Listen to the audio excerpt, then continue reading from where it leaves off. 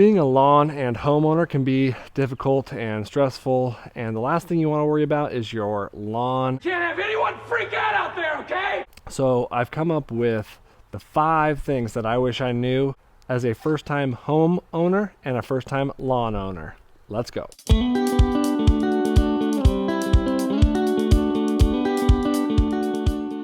Okay, what's up everybody? I started my lawn journey back in 2013. We got our first house. It had a pool. We didn't like the pool because it had a ton of maintenance, so we actually buried it, and then we filled it in, we smoothed it out, we put sod down, all new irrigation. That's when I kind of fell in love with taking care of the lawn. Now, here it is 10 years later, and I actually have a YouTube channel, and I have some people asking me what to do with their lawn. So I figured I'd come up with a good 5 best habits or 5 best things I wish I knew when I started lawn care. The 5 principles of lawn care. 5 tips that you can take with you that really changed the way I viewed yard work and the way I viewed how to deal with my yard. And trust me, I am no expert, so this is not a YouTube channel like I'm an expert and this is exactly what you should do, because most of the stuff I do, I just Google search before I do it anyways and make sure that it's okay, and then like anybody, I watch Lawn Care Nut and Lawn Whisperer and Lawn Tools and all those guys and make sure that what I'm doing is correct. You know how Joe Rogan's like, oh, I'm just an idiot just sitting here talking to people. The dude's actually wicked smart. I mean, like, I'm an idiot, like I'm kind of an idiot, I feel like. What is this? A center for ants? That's why I'm gonna try and make this as simple as possible for you. 5 steps, it's like a 5-step program. That's like the most basic program you can do. So here's the 5 steps that you should adopt in your habits, and it will make you a lot better and a lot easier at lawn care. Then let's get to work, all right? Okay, number 1. 1 and 2 can be flip-flopped, you can debate it, but number 1, water is king. If this is a royal family, I guess the water would be the king, right? And I know a lot of people are going to say, well, I have restrictions and I have bad well and I don't have bad irrigation and whatnot. Everybody knows, nobody cares. Water is going to be your main reason why your grass is doing good or bad. You got to get 1 inch to 1.5 inches of water on your lawn. That is important. If you're a sprinkler chaser or hose runner, you just got to get some kind of timer system to make it easy for you at the faucet. Turns on in the mornings, and then you got to move it accordingly and set up a whole system. I did that for a long time, so I feel you guys' pain out there. I finally moved into a house that has in-ground irrigation. It's a game changer. So if you have the chance to do it, you should definitely do it. Water is your king. So number 2, which would be your queen, which would be mowing.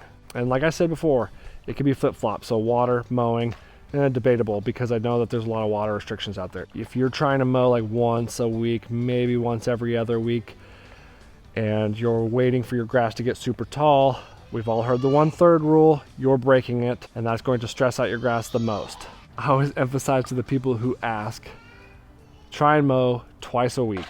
That is minimum. I try and mow 4 or 5 times a week, 6. Sometimes I'll try and mow every morning before work. The reason why I'm doing that is because I mow low, and then I try not to break the 1/3 rule to stress out my grass. Queen, number 2, your number 2 would be mowing. Okay, number 3, which would be the jack, king, queen, jack. Your jack would be fertilize 4 times a year. It's not that hard. 4 times is not very many times. Holiday schedule, Memorial Day weekend, 4th of July, Labor Day, and then somewhere around Halloween. So those are your 4 times your basic times to fertilize. That's going to promote, not in Canada. The reason why we fertilize, right? To help your grass grow out of whatever it is, stress in the spring, get through the summer, roots in the fall, whatever it may be. So you gotta just load it with your nitrogen. I try and fertilize like every weekend, maybe every other weekend. That sounds crazy, it is, but I'm doing microdosing on spoon feeding, whatever you guys call it, microdosing. The grass doesn't come in waves of green and then back down to yellow and then green, back down to, I try and keep it as dark green all year long. So fertilizing, that's, you can go as basic as 4 times a year to, I don't know, 30 times a year, like I'm doing. That is going to be your jack, the jack of all trades. Okay, so number 4, which would be your 10, that's kind of lame. So you got king, queen, jack, Jill.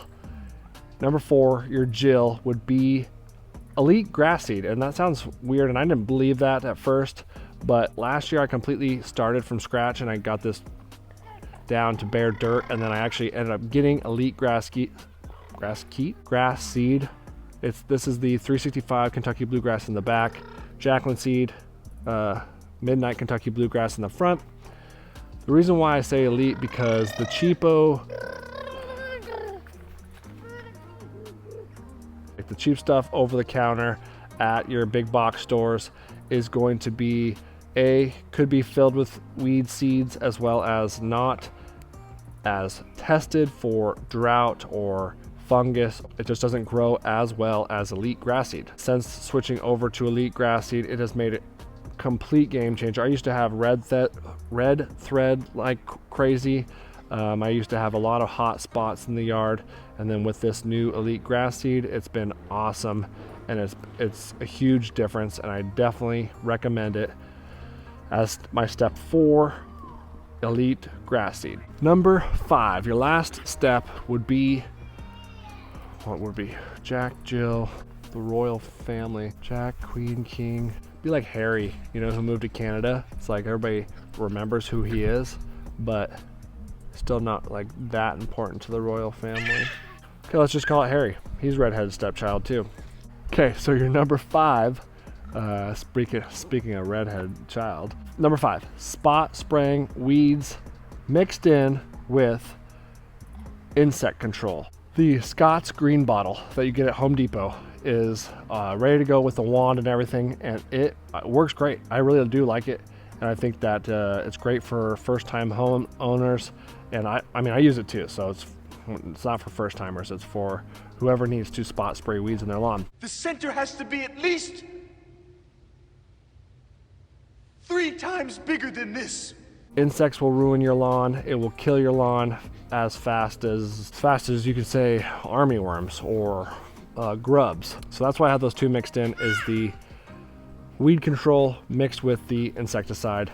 That's your step 5. That's your 5 habits that you guys need for a successful, easy lawn. These are the habits that I wish that I used to just I would just mow whenever it got long, and then I'd stress it out by cutting more than a third off. Fertilize when the lawn looked like it needed fertilizer, and then I didn't spot spray, so I had a lot of weeds, and I didn't do insecticides, so then I had a lot of ants and stuff in my lawn. Just try and mow twice a week. Just try and get water on your lawn, fertilizer, and the rest will come. Get yourself a nice lawnmower so you can enjoy the mow. That is also key. If you're a first-time beginner, or if you've done it for 20 years and you're still like, I don't know, I just kind of mow and fertilize and whatever.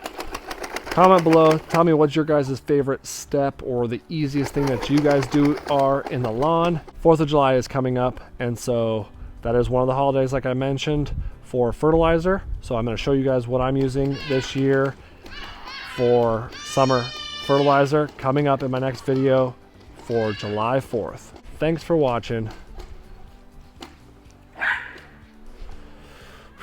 It's craziness. Come get your dog, John. Peace.